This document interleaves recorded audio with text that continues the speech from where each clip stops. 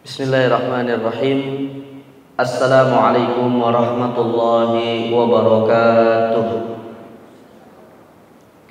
Alhamdulillahirabbil alamin wal 'aqibatu lil muttaqin fala 'udwana illa 'alal zalimin wassalatu wassalamu ala asyrafil anbiya'i wal mursalin sayyidina wa maulana Muhammadin wa ala alihi wa sahbihi man ihtada bihadihi ila yaumiddin, amma ba'd. Bapak Ibu hadirin jamaah sekalian yang dimuliakan Allah Subhanahu wa taala, alhamdulillah kita senantiasa bersyukur pada Allah Azza wa Jalla. Pada kesempatan di siang hari ini kembali kita diberikan taufiknya untuk bisa sama-sama hadir untuk melaksanakan kewajiban kita ibadah salat zuhur berjamaah.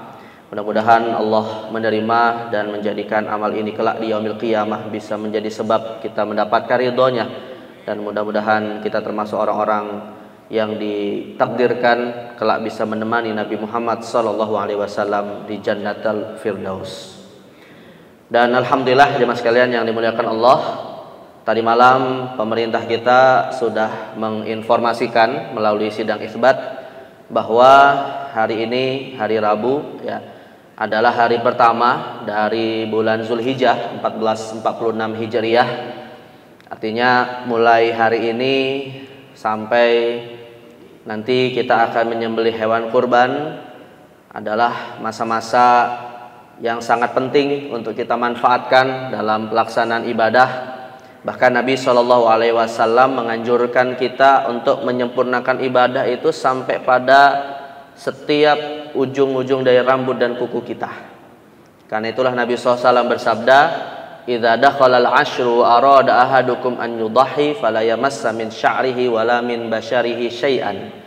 Jika sudah memasuki 10 hari di awal bulan Zulhijjah, maka jika ada yang ingin berkurban, janganlah dia mencukur rambut dan memotong kukunya. Sebagian ulama jemaah sekalian ada yang berpendapat larangan Nabi untuk mencukur dan memotong rambut kuku ini bagi yang akan berkurban dengan tujuan menyerupai jamaah haji. Karena jamaah haji ketika berihram dilarang untuk mencukur rambut, memotong kuku. Tetapi pendapat yang paling kuat jamaah sekalian adalah larangan ini terkait dengan menyempurnakan pahala ibadah.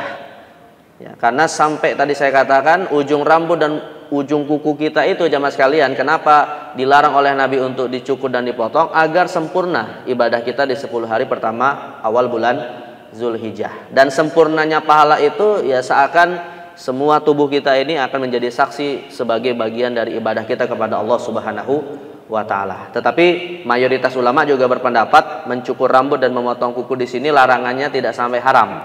Jadi sebatas hukum makruh. Dan kalau seandainya terpaksa memang harus mencukur rambut, memotong kuku, silakan saja. Dan itu tidak berakibat kurban yang sudah dilakukan atau diniatkan tidak sah. Jadi larangan ini tidak ada kaitannya jemaah sekalian dengan sah atau tidak sahnya ibadah kurban, dan sifatnya juga sebatas anjuran saja. Nah, karena itu poin yang ingin saya tegaskan dari sabda Nabi ini jemaah sekalian adalah bahwa Nabi semacam memotivasi kita agar kita bisa maksimal ibadah saat kita sudah menyadari memasuki 10 hari di awal bulan Zulhijjah ini. Salah satunya adalah dengan mempersiapkan ibadah kurban. Karena 10 hari ini 10 hari yang mulia jemaah sekalian. Jangan kita anggap dilewati begitu saja dengan hal-hal yang seakan-akan gak istimewa. Sebab kenapa? Karena Allah memuliakannya. Dan kita sebagai hamba-hamba Allah dituntut untuk memuliakan apa yang dimuliakan oleh Allah Subhanahu wa taala. Bahkan Allah memuliakannya Pak dengan menjadikan 10 hari ini sebagai 10 hari yang Allah bersumpah dengannya. Di dalam Al-Quran surat Al-Fajr ayat yang kedua Allah mengatakan wal fajri walayalin ashar, demi waktu fajar dan 10 hari di awal bulan Zulhijjah. Nah, karena itu jemaah sekalian yang dimuliakan Allah, maka hari ini kita akan membahas tema tentang ibadah yang sangat dianjurkan untuk kita lakukan pada bulan Zulhijjah, yaitu ibadah kurban. Tentu bagi mereka yang tidak melaksanakan ibadah haji, karena kalau yang melaksanakan ibadah haji sebenarnya para ulama juga umumnya sepakat tidak dituntut untuk berkurban. Tapi kita yang tidak berangkat haji ini jemaah sekalian, maka jangan lupakan ada ibadah yang juga pahalanya besar, dan kalau bisa kita komitmen setiap tahun melakukan, yaitu ibadah kurban atau juga disebut dengan udhiyah dalam istilah fikih. Dan di antara persoalan yang nanti akan kita bahas seperti yang mungkin sudah di-share ya, flyernya, yaitu terkait dengan kurban untuk orang lain yang sudah meninggal ataupun masih hidup. Misalnya begini Pak, mungkin nggak ada seorang menyembelih hewan kurban seekor kambing, dia niatkan pahalanya untuk keluarganya sekampung Pak. Nah, jadi dia tulis tuh nama-nama orang-orang di kampungnya ya. Nanti dia niatkan, kurban saya ini seekor kambing, pokoknya untuk si fulan, teman SD, teman SMP, teman SMA, nah, semuanya saya ingin kirimi pahala kurban. Mungkin nggak itu terjadi gitu ya. Nah, nanti salah satu yang akan kita bahas insya Allah pada kajian ini. Karena mengirimkan pahala kurban ini bukan hanya untuk orang yang sudah meninggal Pak, gitu ya. Berlaku juga untuk orang yang masih hidup. Ya, seperti yang sudah kita bahas pada pertemuan bulan lalu kan, terkait dengan menghadiahkan pahala ya, bahwa menghadiahkan pahala itu tidak hanya terkait dengan orang meninggal saja, walaupun mereka yang paling butuh gitu, tapi juga bisa diberikan kepada yang masih hidup ya. Nah, jadi ini insya Allah nanti sebagian yang akan kita bahas. Nah, tetapi jemaah sekalian, tentu agar lebih sistematis ya, kita akan bahas persoalan-persoalannya secara sistematis setidaknya dalam 2 tema besar saja. Yang pertama terkait dengan hukum-hukumnya, dan yang kedua terkait dengan praktek berkurbannya ya. Dan saya alhamdulillah sudah menulis 1 buku, nanti mungkin bisa saya titipkan ke Pak Agus ya, silakan kalau ada yang mau baca-baca. Nah, jadi tapi ini bukunya sih isinya kurban dan akikah ya. Karena kalau cuma kurban aja tipis banget Pak. Sekalian lah akikah juga. Karena memang pada umumnya sih kata para ulama, praktek kurban sama akikah itu ya sama secara umum ya, hanya yang berbeda momen waktunya saja ataupun beberapa prakteknya. Baik, nah kalau kita berbicara tentang hukum-hukum kurban jamaah sekalian, setidaknya ada 4 persoalan hukum ya yang terkait dengan pelaksanaan ibadah kurban. Yang pertama adalah hukum asalnya.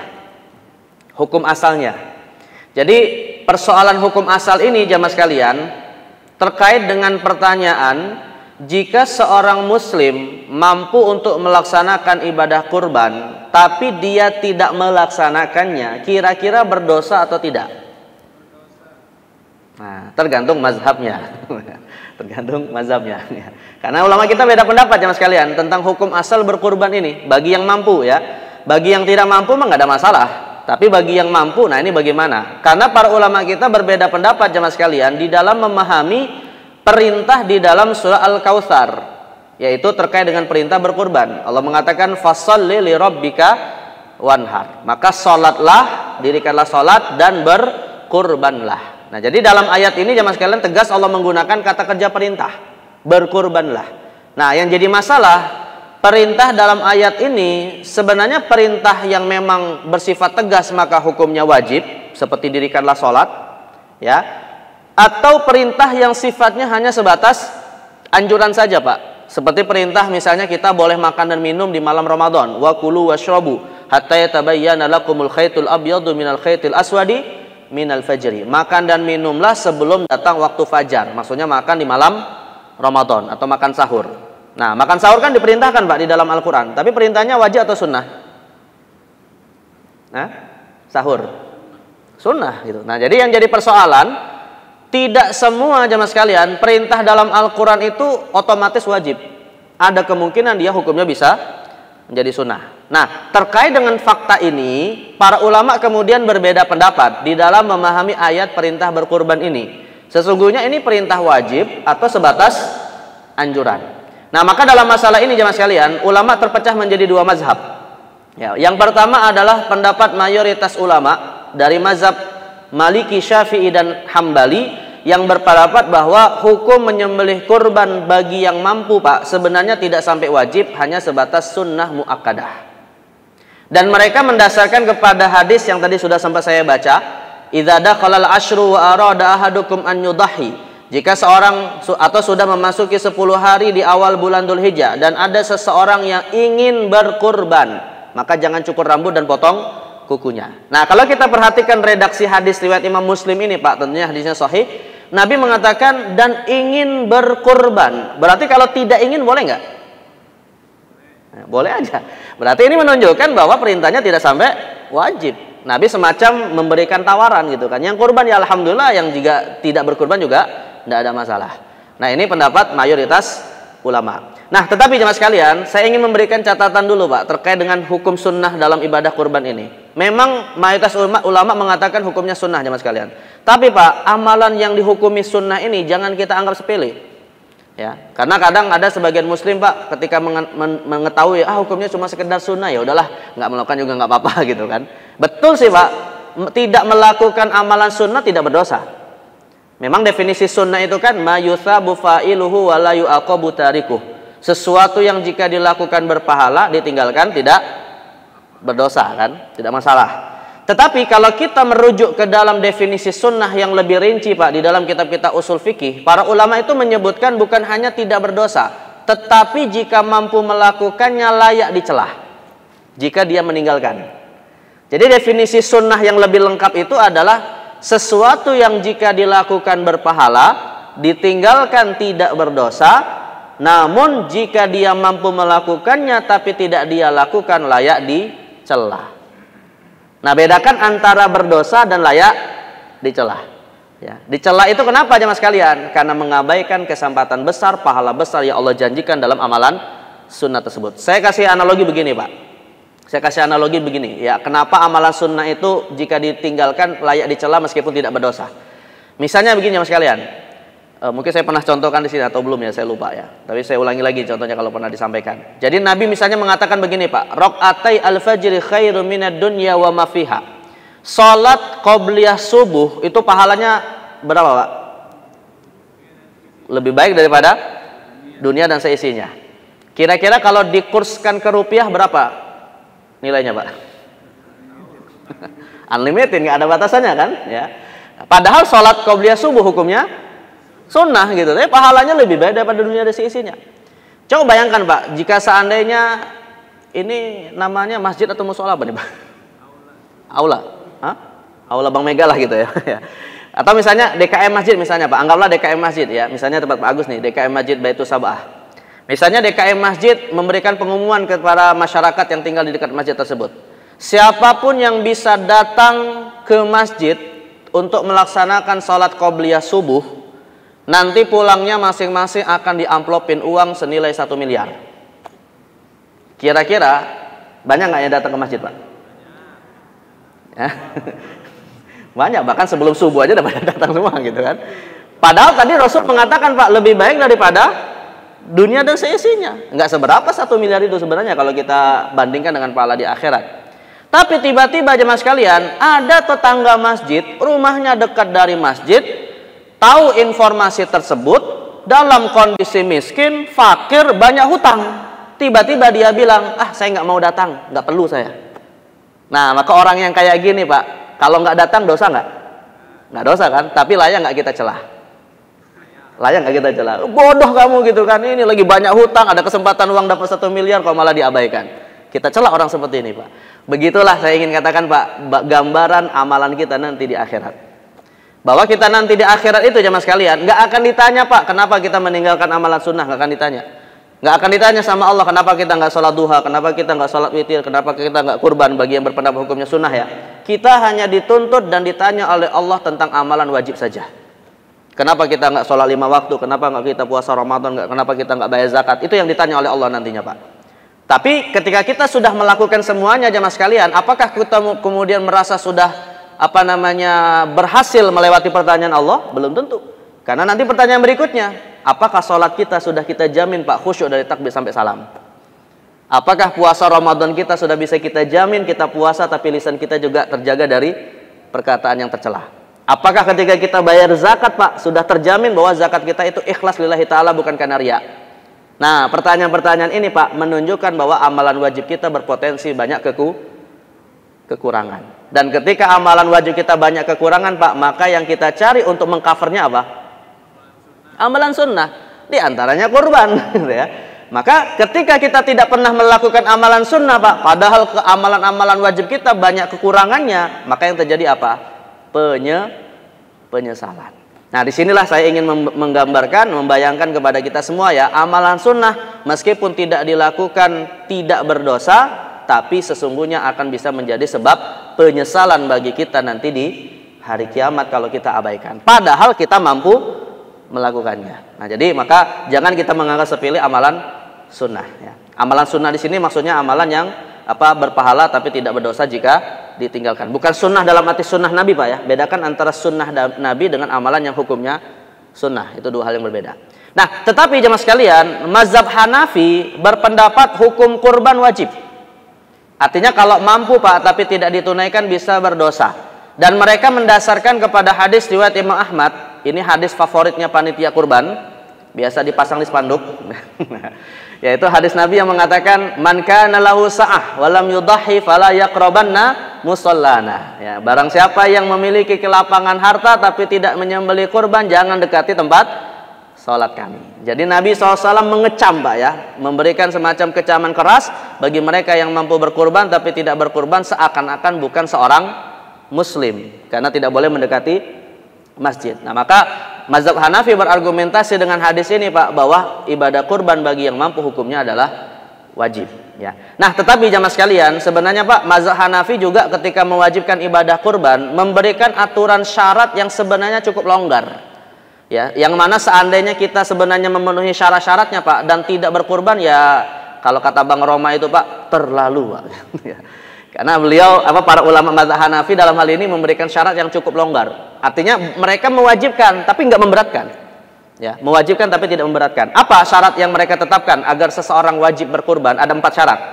Jadi dalam mazhab Hanafi, orang yang wajib berkurban harus jika dia telah memenuhi 4 syarat. Yang pertama adalah beragama Islam. Maka tidak wajib ya berkurban bagi non muslim. Tapi nanti kita akan bahas, Pak, kira-kira kalau kurban tidak wajib bagi non muslim, namun boleh nggak non muslim ikut patungan kurban?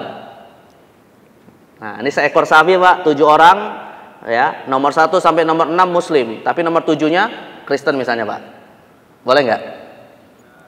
Nah, nanti kita bahas.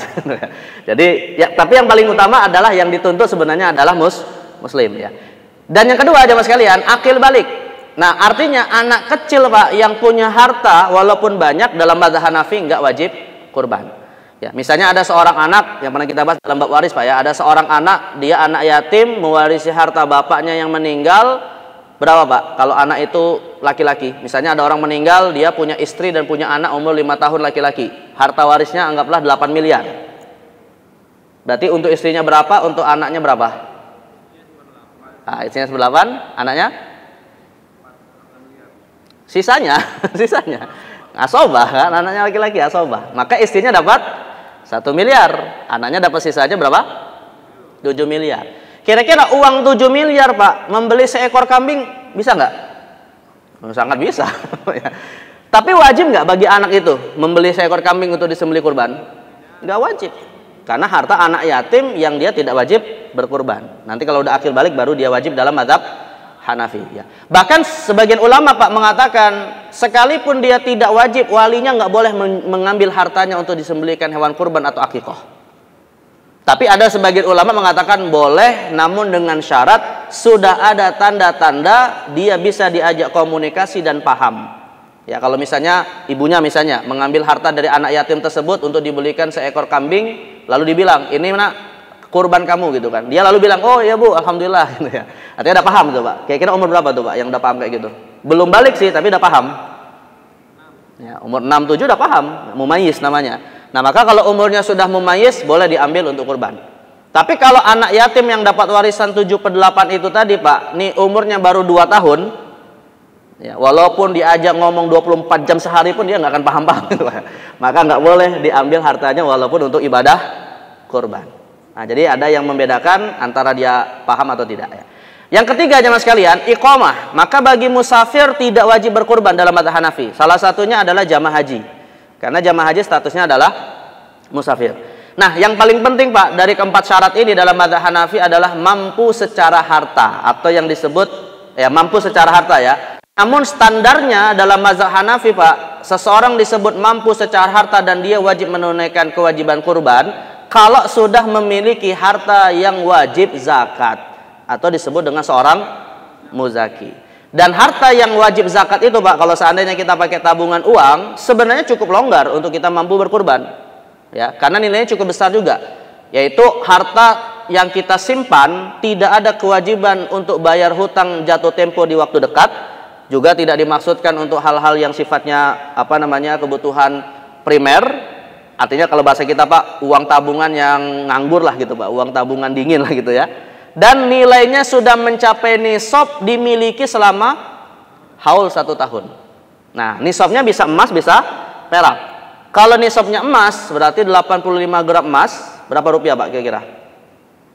85 dikali 1.800.000, 1.900.000 sekarang. Anggaplah 1.800.000 Pak. Kurang lebih sekitar 150-an juta rupiah. Itu nisab emas, nisab zakat uang kalau kita pakai nisab emas. Kira-kira Pak, ada orang punya uang 150 surplus bisa membeli kambing, berarti kurang lebih misalnya 160 juta. Ya, mudah nggak bagi dia berkurban Pak? Punya uang 160 juta Pak, berarti kan ada nisab ya. Mudah nggak dia kurban? Mudah, sangat mudah sekali. Maka kalau misalnya sudah punya uang kayak gini nggak berkurban Pak, maka kita katakan termalu. Itu kalau pakai nisab emas. Tapi kalau pakai nisab perak Pak, malah lebih kecil. Nisab perak itu 595 gram, ya. Satu perak kurang lebih sekitar 20-an ribu. Jika dikali 595 kurang lebih sekitar 22 juta. Jadi kalau ada orang punya tabungan 30 juta Pak, berarti sudah di atas nisab perak, maka dia wajib kurban dalam mazhab Hanafi. Nah, saya mau tanya jemaah sekalian, mau bayar zakat pakai nisab emas atau nisab perak? Kalau nisab emas 150, kalau nisab perak 22 juta. Mau yang mana? Pakai emas. Wah, ini tanda-tanda bakhil ini Pak. Ya sebenarnya boleh sih, mau emas boleh, mau perak juga boleh gitu ya. Tapi yang penting bayar zakat kalau uangnya sudah mencapai nisab emas. Kalau dibawa emas, antara emas dengan perak, ya hukumnya pilihan saja. Mau bayar zakat alhamdulillah, nggak bayar zakat juga nggak ada masalah ya.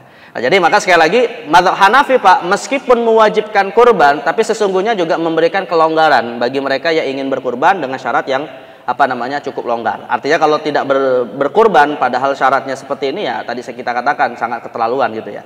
Tapi kalau misalnya di bawah ketentuan syarat wajib tadi Pak ingin berkurban, maka mereka sepakat seperti mazhab mayoritas ulama bahwa hukumnya adalah sunnah ya.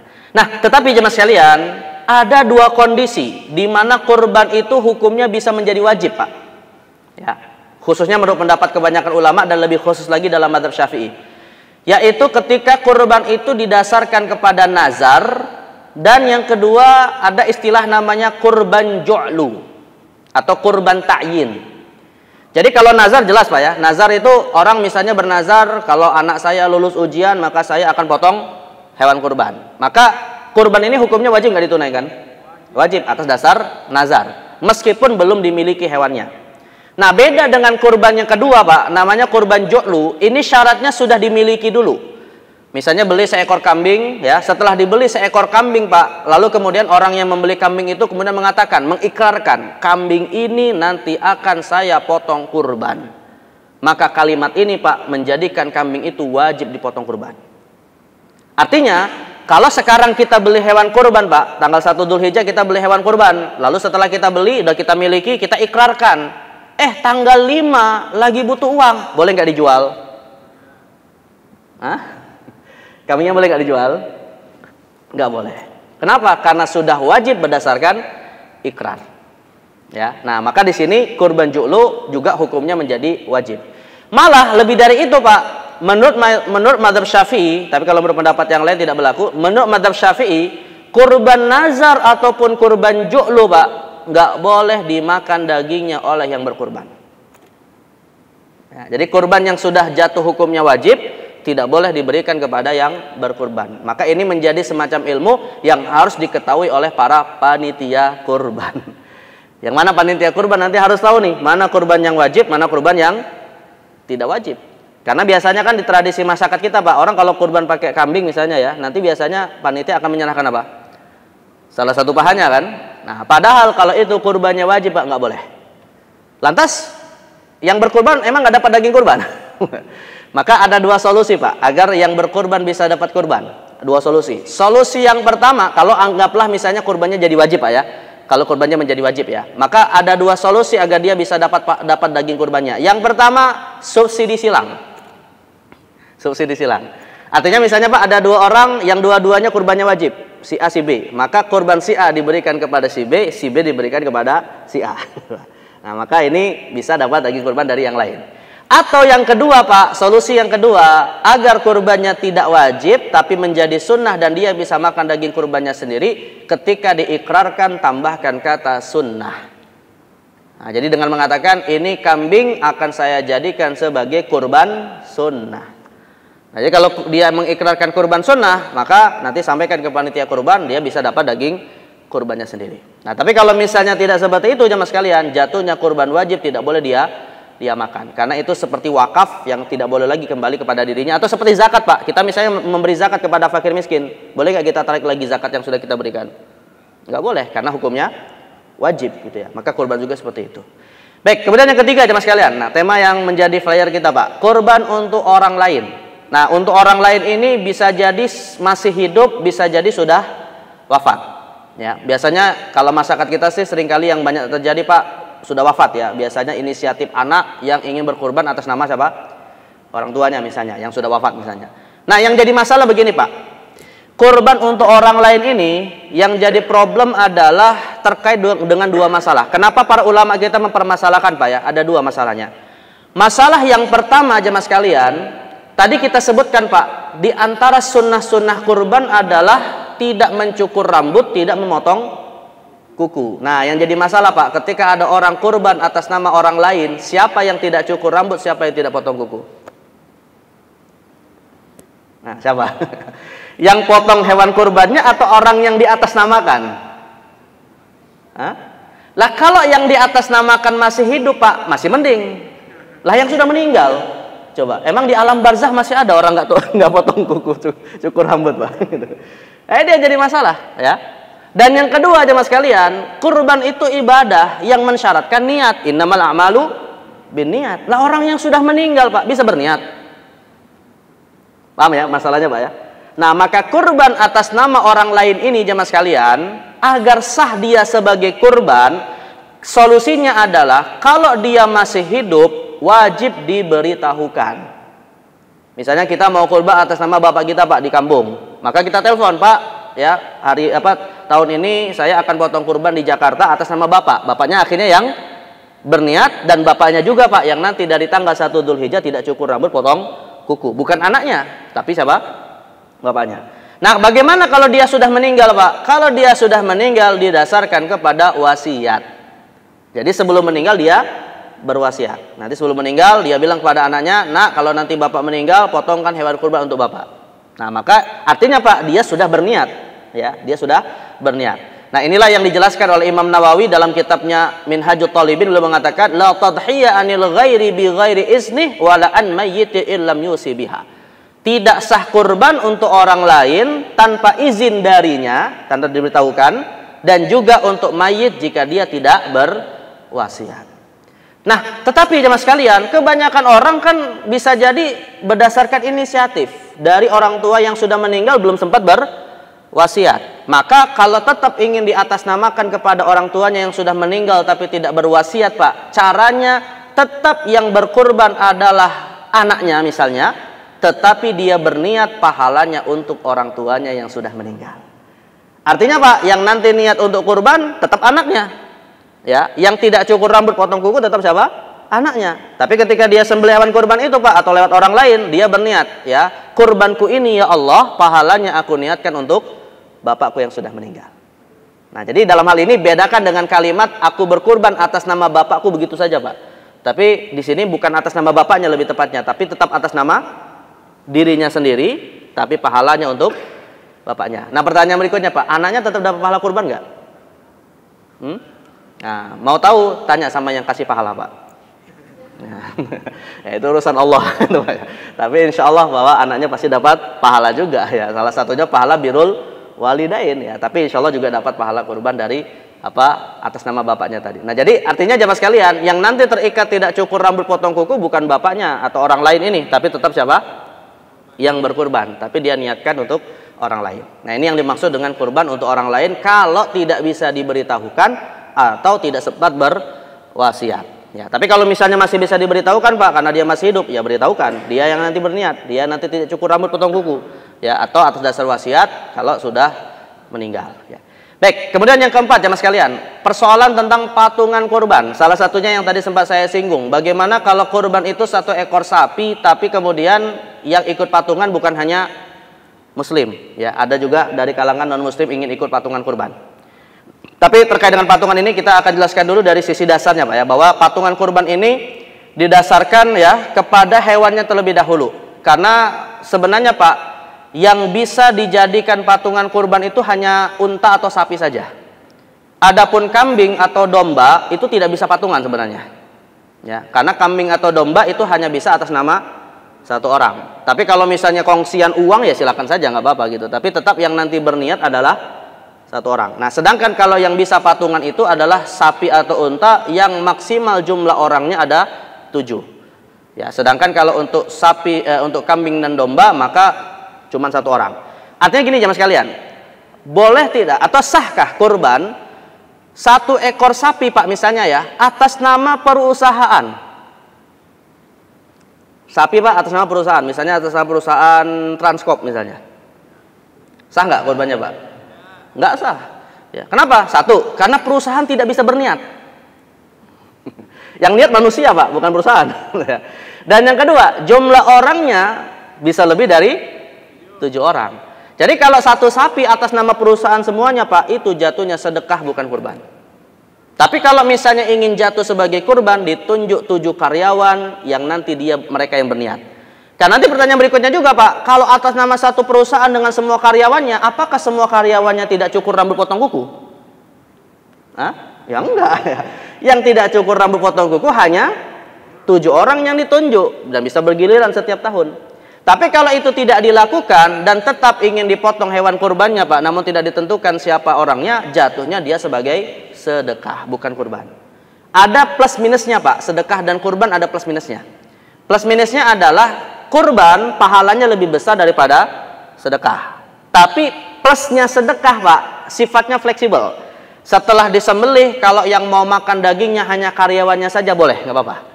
Tapi kalau itu niatnya kurban, harus ada sebagiannya disedekahkan ke fakir miskin. Nah itu beda kalau dari sisi distribusi dagingnya. Jadi kalau sembelih seekor kambing, nggak ada yang diberi ke fakir miskin, hanya untuk karyawannya saja, sah. Tapi itu sebagai sedekah. Tapi kalau dia niatkan sebagai kurban, 7 orang ditentukan, maka harus ada sebagiannya dialokasikan untuk fakir miskin. Karena tidak boleh Pak, kurban tidak boleh ada yang tidak ada diberikan kepada fakir miskin. Nah ini apa plus minus dari sisi sedekah atau kurban. Sama seperti gini Pak, di sekolah ya ada seorang guru misalnya mengkoordinir anak-anak muridnya, kumpul uang 100.000, ada jumlahnya 30 siswa, terkumpullah uang 3 juta, beli seekor kambing atas nama 30 murid, boleh nggak? Atau sah nggak? Nggak sah sebagai kurban, jatuhnya sebagai sedekah. Lalu kambing itu dagingnya hanya untuk 30 siswa itu plus gurunya Pak, sudah nggak masalah, nggak perlu diberikan kepada fakir miskin. Nah itu beda antara sedekah dan kurban. Tapi pahalanya bukan pahala kurban. Ya, nah masalah nilainya berapa? Tanyakan kepada yang memberi pahala. Karena itu urusan Allah ya. Tapi pastinya beda antara pahala kurban dengan pahala sedekah. Nah persoalan lain muncul Pak tentang 1 kambing dan 1 domba yang kata Nabi SAW dalam hadis riwayat Imam Ahmad, ala kulli ahli baitin fi kulli am udhiyah. Hendaknya 1 ekor kambing itu ya disembelih dalam 1 tahun setiap keluarga. Artinya Pak, Nabi mengisyaratkan minimal dalam 1 keluarga setiap tahun kalau bisa menyembelih minimal seekor kambing. Nah ini jadi masalah Pak. Kenapa hadis ini kemudian jadi problem? Karena terkait dengan kaidah bahwa 1 kambing hanya bisa 1 orang. Padahal yang namanya 1 keluarga Pak minimal berapa orang? Nah, minimal kan 2 orang kan? Ya kalau 1 orang Pak bukan keluarga namanya, jomblo namanya. Ya. Nah ini kan Rasul menyebut ala kulli ahli bait, setiap 1 keluarga. Ya. Nah maka apa yang dimaksud 1 ekor kambing itu 1 keluarga? Maksudnya jamaah sekalian, 1 keluarga di sini adalah mereka berkongsi pada pahalanya, bukan pada hewan kurbannya. Dalam arti Pak, nanti atau dari sekarang tanggal 1 Dzulhijjah, kambing atas nama 1 keluarga yang tidak cukur rambut potong kuku siapa? Sekeluarga itu atau cukup 1 orang saja? Nah, cukup 1 orang saja yang dimaksudkan di dalam kurban tersebut. Misalnya apakah bapaknya atau ibunya atau suami atau istri gitu ya. Jadi tetap satu orang, tapi pahalanya mengalir kepada satu keluarga. Nah, inilah yang disebut oleh para ulama dengan istilah sunnah kifayah. Jadi seperti fardu kifayah dalam sholat jenazah, Pak. Ya, beberapa orang sudah mengamalkan, maka yang lain sudah tergugurkan kewajibannya. Nah, kalau dalam ibadah kurban, satu orang mengamalkan, satu keluarga sudah dapat pahala kurbannya.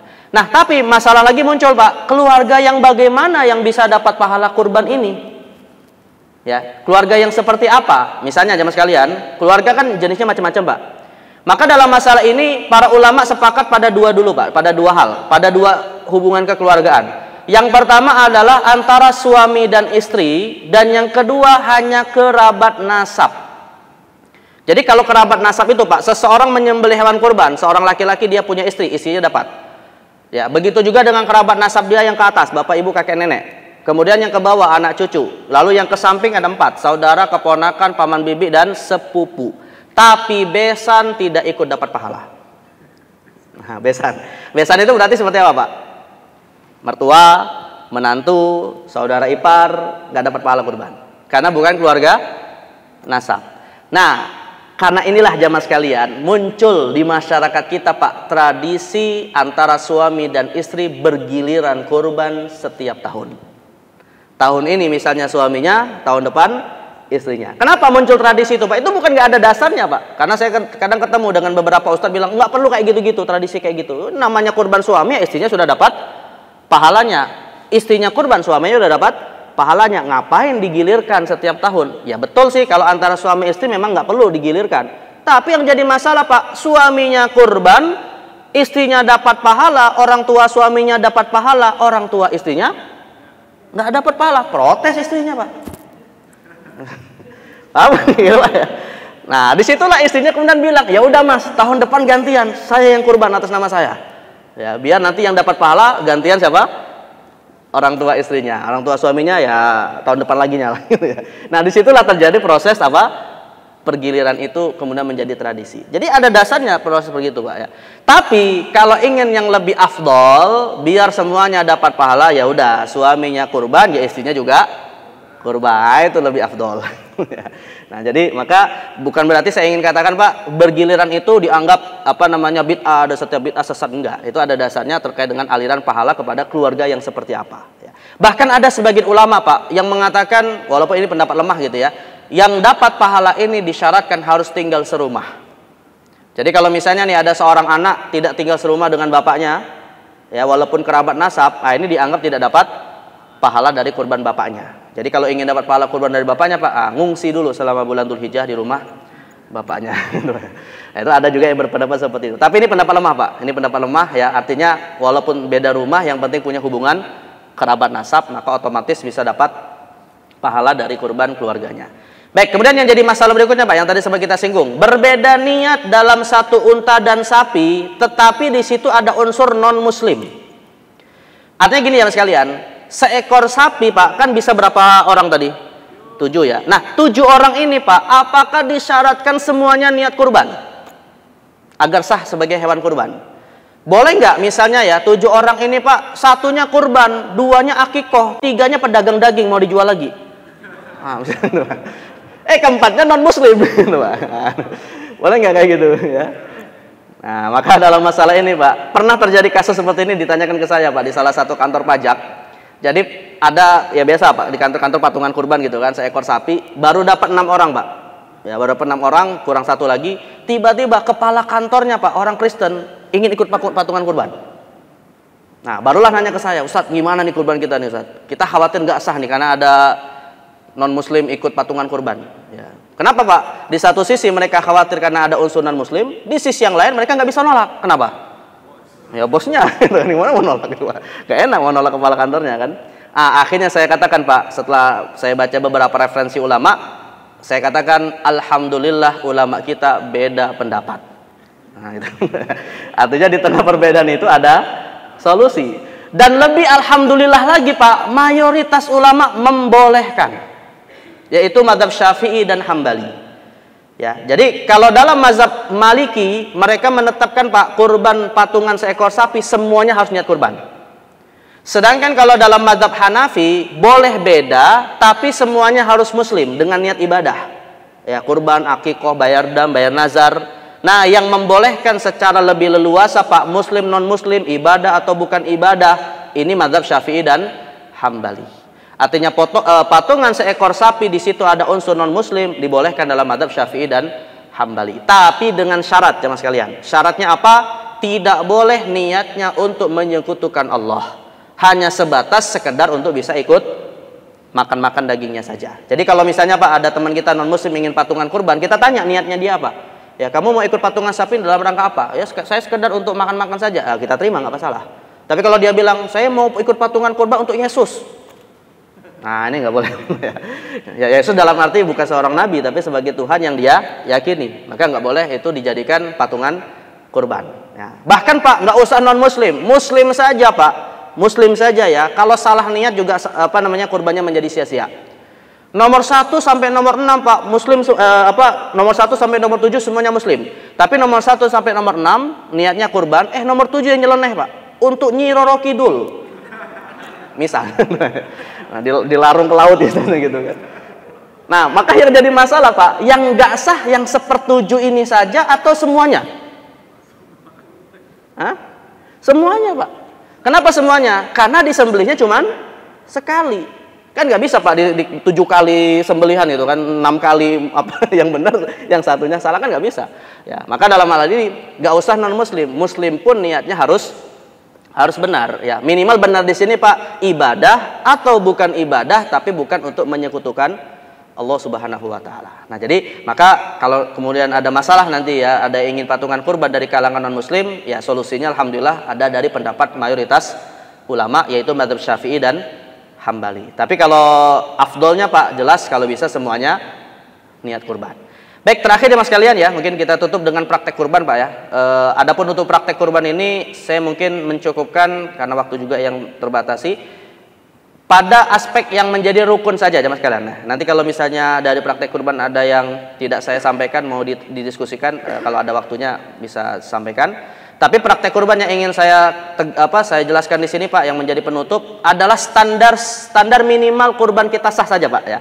Kalau untuk sunnah-sunnah itu kan sebenarnya kalaupun kita tidak lakukan juga nggak ada masalah kan ya, karena hukumnya sunnah. Tapi yang paling penting Pak ketika kita berkurban adalah minimal sudah memenuhi semua ketentuan sah ya. Yang mana ketentuan agar kurban kita sah Pak itu harus memenuhi 3 rukun, yang masing-masing dari rukun ini nanti ada syaratnya. Ketiga rukun tersebut adalah mudhahi, orang yang berkurban namanya disebut mudhahi. Yang kedua waktunya, dan yang ketiga hewan yang akan disembelih kurban ya, jelas ini rukun yang harus ada Pak ya. Kalau ada orang yang mau kurban Pak tapi nggak punya hewannya, ada nggak ibadah kurban di situ Pak? Ya nggak ada. Jadi harus semuanya terpenuhi rukun-rukun ini. Nah, masing-masing rukunnya itu ada syarat. Kalau untuk yang mudhahi Pak, agar sah sebagai kurban, syaratnya cuma 2, muslim dan berniat. Berniat untuk kurban. Kalau non muslim boleh ikut patungan kurban, tapi dia tidak sah sebagai kurban karena dia bukan muslim. Artinya non muslim beribadah kan nggak diterima Pak kalau dalam agama kita. Jadi dia sebatas perkara dunia saja. Tapi kalau dia ingin sah sebagai ibadah maka harus muslim, dan yang paling penting berniat. Dan niatnya ini Pak, kata Imam Nawawi, muncul di dalam hati sebelum disembelih atau bersamaan saat disembelih. Ya, itu niat ketika muncul. Artinya kalau misalnya kita nyembelih kurbannya itu bukan lewat tangan kita Pak, minta penjaga menyembelihkan misalnya, atau di kampung kita disembelih itu menyembelih, maka sebelum dipotong kita sudah berniat. Tapi kalau niatnya baru muncul Pak setelah dipotong, tidak sah sebagai kurban. Misalnya gini, kita baru punya anak Pak, ada awalnya punya 2 niat ini, tapi ragu, cuman nyembelih seekor kambing, ragu nih antara mau kurban atau akikoh ya, ragu nih antara 2 ini Pak. Akhirnya kambing kita serahkan ke penjagal, lalu si penjagal bilang, ini mau niatnya apa nih Pak, kurban atau akikoh gitu kan. Kemudian si yang punya hewan kurban ini bilang, nanti dulu saya masih agak ragu nih, kayaknya perlu istikharah dulu gitu kan. Seolah-olah dia istikharah Pak ya. Wah, di penjaganya nggak sabar karena ada jadwal motong nyembelih hewan kurban di tempat lain gitu. Akhirnya belum selesai sholat Pak, Bapak ini lama banget, saya potong aja bismillah Allahu Akbar. Setelah dipotong sembelih Pak, yang tadi berkurban bilang, ya udah Pak kurban aja. Padahal sudah dipotong. Maka sah nggak sebagai kurban? Hah? Nggak sah. Nggak sah. Kan dia baru niatnya setelah dipotong gitu. Tapi halal dimakan Pak. Kenapa halal dimakan? Karena nyembelihnya oleh seorang muslim dibaca bismillah. Nah, namun tidak sah sebagai kurban. Ya, karena niat yang berkurban baru muncul setelahnya. Nah, jadi syarat niatnya sebelum atau bersamaan saat dipotong. Yang kedua jemaah sekalian, waktu. Ya, kalau waktu, nah ini sudah kita ketahui semua ya. Waktu dimulai setelah sholat Idul Adha. Sedangkan kalau masa akhirnya adalah kapan? Nah, hari ketiga tasyrik, sebelum terbenam matahari di hari ketiga tasyrik. Jadi artinya proses penyembelihan hewan kurban ini kurang lebih sekitar 4 hari, 10, 11, 12 dan 13 Zulhijjah. Nah, tapi kalau misalnya Pak, misalnya ya, ada orang nggak sabar mau potong hewan kurban sekarang Pak, belum tanggal 10 Zulhijjah. Atau bisa jadi gini Pak, hewan kurbannya yang sudah dia beli tiba-tiba kena hujan, takut mati, sakit gitu Pak. Kalau ditunggu tanggal 10 Dzulhijjah khawatir mati jadi bangkai. Akhirnya disembelih sekarang ya. Padahal sudah diawali niat kurban. Nah, boleh nggak? Boleh nggak dipotong hewan kurban sebelum tanggal 10 Dzulhijjah? Saya katakan Pak, boleh. Tapi tidak sah. Nah, boleh tapi tidak sah. Artinya boleh jatuhnya sebagai sedekah, bukan berarti nggak boleh gitu. Daripada mati jadi bangkai ya disembelih aja gitu kan. Tapi tidak sah sebagai kurban. Ya. Nah ini jadi maka bukan berarti tidak boleh. Biasanya panitia kurban juga akan mengantisipasi itu Pak. Daripada bangkai mati sebelum tanggal 10, udah potong saja tapi jatuhnya sebagai sedekah. Ya. Baik, kemudian rukun yang ketiga Pak, syarat terkait dengan hewan, yang mana hewan ini harus memenuhi 4 syarat. Yang pertama adalah al-an'am, ya, berupa hewan ternak, wujudnya unta, sapi atau kambing berdasarkan surah Al-Hajj ayat 34. Nah, tapi jemaah sekalian, boleh nggak Pak kalau ada orang dia pengen banget kurban, nggak punya uang untuk beli kambing, ada 100.000 bisa beli seekor ayam. Nah, akhirnya ayam itu Pak dia niatkan untuk kurban, boleh nggak? Saya katakan Pak, boleh, tapi tidak sah. Boleh tapi tidak sah. Bukan tidak boleh Pak, boleh aja silakan gitu ya. Iya nanti untuk makan konsumsi panitia kurban misalnya, jatuh sedekah nggak apa-apa gitu ya. Tapi bukan berarti sah sebagai kurban. Bedakan ya jamaah sekalian, bedakan antara kata tidak boleh dengan tidak sah Pak. Itu dua hal yang berbeda. Karena kalau kita katakan tidak boleh, berarti seakan-akan hukumnya haram gitu kan.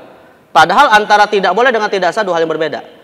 Ya, kurban ayam Pak itu boleh, tapi tidak sah sebagai kurban. Makanya Sayyiduna Abdullah bin Abbas itu diriwayatkan Pak, ketika beliau tidak bisa membeli seekor kambing, ya beliau akhirnya berkata, aku hanya punya sebutir telur pun akan aku kurbankan di jalan Allah Subhanahu Wa Taala. Kenapa? Karena memang dianjurkan kita pada tanggal 10 Dzulhijjah itu untuk memperbanyak sedekah. Ya, tapi tentunya apakah dia masuk kategori kurban atau tidak harus memenuhi syarat. Jadi kaidahnya Pak, kalau tidak memenuhi syarat berarti jatuhnya sedekah. Dan itu boleh tidak? Boleh ya, tapi tidak sah sebagai kurban. Baik, kemudian yang kedua Pak, syaratnya cukup umur. Ya, umur di sini ya kalau unta 5 tahun masuk ke 6, kalau sapi 2 tahun masuk ke 3, kalau kambing 1 tahun masuk ke 2, kalau domba 6 bulan masuk ke 7 bulan. Tapi jamaah sekalian, kalau ada orang Pak, dia punya kambing balibul, boleh nggak dipotong kurban? Tahu balibul Pak? Nah, 5 menit atau bawah 5 menit? Ini antara bawah 5 bulan atau 5 menit. Ada kambing balibul Pak, bawah 5 bulan. Boleh nggak? Padahal kambing syarat umurnya berapa tadi? 1 tahun ya. Nah, ada orang yang nggak sabar mau kurban Pak. Ini kalau saya nggak potong sekarang, belum tentu saya tahun depan bisa kurban ini. Ya, nunggunya nunggu berumurnya agak lama. Udahlah saya potong aja umur 5 bulan. Boleh nggak? Boleh, tapi tidak sah. Boleh, tapi tidak sah. Ya. Jadi bukan berarti nggak boleh, silakan saja. Jatuhnya sedekah. Yang ketiga jamaah sekalian, tidak cacat. Ya, tidak cacat ini standarnya kata Imam Nawawi yang bisa merusak kualitas dagingnya. Ya. Apakah tidak buta, tidak sakit, tidak terpotong, tidak pincang, tidak kurus sekali gitu. Ya. Atau dia tidak sempat memakan najis atau jalalah. Ya. Maka hewan-hewan seperti ini Pak, kalau kemudian dipotong kurban, ya, misalnya tadi kita sebutkan ada hewan yang cacat atau mau mati sebelum tanggal 10 Dzulhijjah, boleh nggak dipotong? Cacat ini Pak, cacat hewannya, boleh nggak dipotong? Boleh, tapi tidak sah. Jadi artinya syarat sahnya adalah tidak cacat. Tapi kalau misalnya terlanjur cacat, ya udah potong saja, jatuhnya sedekah. Nah, yang keempat Pak, ini syarat yang paling penting. Syarat yang paling penting yang keempat ini Pak. bahwa hewan kurban itu milik yang berkurban. Nah, ya, bukan hasil curian. Bukan hasil curian. Tapi kalau misalnya gini Pak, ada seseorang memang sudah terobsesi banget ingin berkurban, tapi dia nggak punya harta untuk beli hewan kurban. Wah, ngelihat tetangganya ada punya kambing nganggur ini Pak. Nah itu, tapi udah pengen banget dia ibadah gitu kan. Akhirnya tetangganya nggak tahu, dia curi kambingnya Pak, langsung dia potong dengan niat kurban. Boleh nggak? Tidak boleh. Nah kalau ini benar Pak, tidak boleh. Jangan disimpulkan boleh semua. Jangan disimpulkan boleh semua. Kalau ini tidak boleh. Tapi pertanyaan berikutnya Pak, sah nggak kurbannya? Mana? Kalau tadi kan kebalikannya, boleh tapi tidak sah. Nah ini ada hewan Pak, berupa hewan ternak, sudah cukup umur, tidak cacat, tapi hasil curian. Dia niat potong kurban, betul tidak boleh karena itu curian, tapi sah nggak sebagai kurban? Nah dalam masalah ini Pak, ulama berbeda pendapat. Ya, ulama berbeda pendapat. Ada yang mengatakan tidak sah karena itu hasil curian, ada yang mengatakan sah. Dan yang mengatakan sah Pak berargumentasi seperti orang yang sholat menutup aurat dengan pakaian hasil curian. Sah nggak sholatnya? Sah sholatnya kalau rukun syaratnya terpenuhi. Masalahnya dia nutup auratnya pakai baju curian. Atau mirip Pak seperti orang berangkat haji pakai uang korupsi. Sah nggak hajinya? Hajinya sah Pak, hajinya sah, tapi dia berdosa. Ya, maka kurban dalam masalah ini kalau itu uang hasil curian, ada yang berpendapat kurbannya sah tapi dia berdosa. Tapi ada juga yang berpendapat kurbannya juga tidak sah. Karena sesuatu yang tidak sah Pak, otomatis dia tidak boleh. Sama seperti ada orang Pak, dia kurban dengan babi, boleh nggak? Nggak boleh, sah nggak? Ya nggak sah juga. Nah gambarannya juga seperti itu, kurban dengan kambing hasil curian. Tapi masalah berikutnya Pak, sebagai penutup, masalah berikutnya, kalau udah terlanjur dipotong, ya tadi dipersoalkan sah atau tidak sah gitu ya, lalu terlanjur dipotong, halal nggak dimakan dagingnya? Nah, kambing hasil curian sudah dipotong, pakai Bismillah Allahu Akbar Pak. Halal nggak dimakan dagingnya? Tergantung. Tergantungnya begini jawab sekalian. Kalau yang memakannya yang berkurban tetap haram. Kalau yang memakannya yang mencurinya haram. Ya, hasil curian nggak boleh dia makan. Ya. Tapi setelah dia sembelih Pak, dia berikan ke fakir miskin. Nah, fakir miskinnya halal nggak dia makan? Termasuk yang menerima yang dicuri. Tapi yang dicuri nggak tahu kalau itu kambing punya dia, itu hasil curian gitu kan. Halal nggak? Halal Pak. Ya, karena sembelihannya halal gitu kan. Tetapi yang memakannya dari si pencuri itu tidak halal. Nah kalau si pencurinya mau halal Pak, solusinya dia datangi orang yang dia curi, dia minta ridhonya. Nah, dia minta ridhonya, atau ya kalaupun misalnya nggak ridho, minta diangsur, diganti lah intinya. Itu aja diganti lah gitu ya. Nah setelah dapat ridho seperti itu, artinya sudah negosiasi gitu ya, udah saya gantilah tahun depan gitu kan. Nah udah, maka daging yang tadi sudah disembelih menjadi halal untuk yang mencuri ya. Tapi bukan berarti itu boleh Pak ya. Ini artinya hukum-hukum yang muncul ketika terjadi kejadian seperti itu. Ya hukum mencurinya ya nggak boleh.